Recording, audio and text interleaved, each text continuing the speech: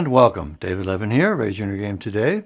This is Tuesday, so we're talking about the mental game of sports and competition. Fridays are for the rest of our lives. This week, I want to share another mental game lesson, this time from Toto Wolff. Toto Wolff is from Austria. He's the head of the Mercedes Formula One racing team. He's been in racing for much of his life. He was a successful driver himself. His wife was also a successful driver. That's interesting. He's also a billionaire investor, businessman. Fascinating guy.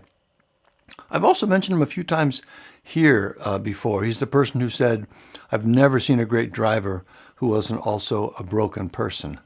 That's a powerful observation. Anyway, Toto was in the news this week because Mercedes had a great race in the Belgian Grand Prix this past Sunday.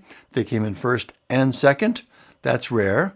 But then their winner, George Russell, got disqualified because his car was 3 pounds underweight. Formula One has strict rules for all kinds of things. One is the weight of the cars. They weigh them before and after. And for some reason, Russell's car was just slightly underweight. The main suspect is the tires. F1 cars go through a lot of tires. They use different kinds of tires depending on conditions. It's actually a major part of race strategy, which tires to use, when to change them, etc. So everyone else had changed tires twice in the race. Russell and the team decided to change only once. It was a big gamble, which of course looked like it had paid off when he ended up winning, but apparently staying on those tires wore them down enough that they ended up underweight. 1.5 kilograms, 3.3 pounds. Probably not all the tires, but that was a major part of it. So he went from first to completely disqualified. That is heartbreaking. So how do you react in that situation, going from the joy of winning to having it taken away like that for what seems like such a small thing? Here's what Toto Wolff said. "We have to take our disqualification on the chin. We clearly made a mistake and need to ensure we learn from it.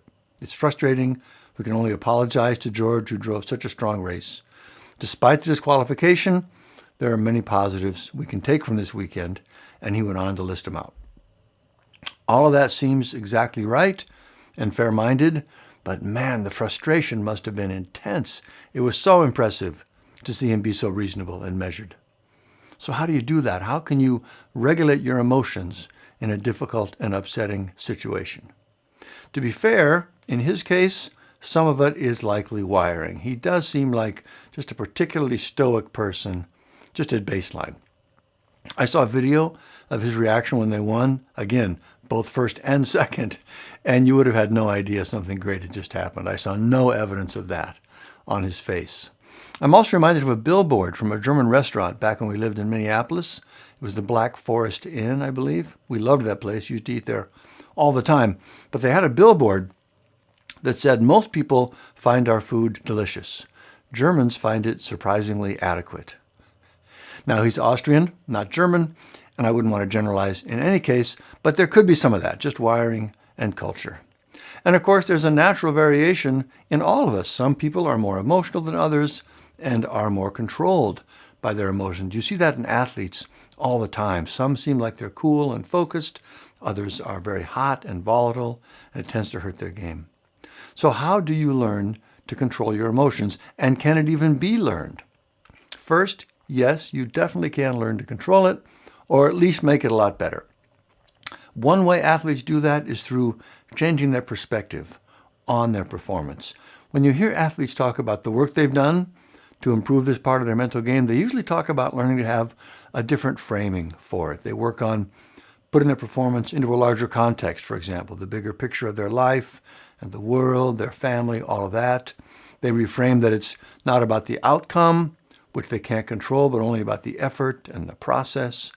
They reframe that it's about keeping the fun in it, seeing the good, the bad, all of it is just part of the energy and aliveness of playing the sport in the first place and being grateful for that. That's a big part of the approach we take in our advanced mental game mastery training, keeping the fun in it. So there are definitely helpful things you can do at that level, the perspective level.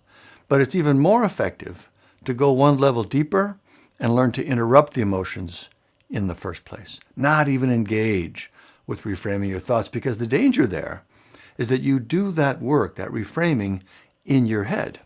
And what you really need to perform at your best is to get out of your head. So the even more powerful approach, again, is to just learn to notice the negative emotions as they come up and just shut them down. Nope, not going there.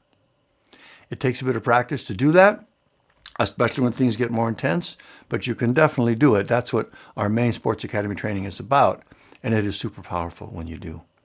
So those are the mental game lessons from Toto Wolff this past week. Things are going to go wrong.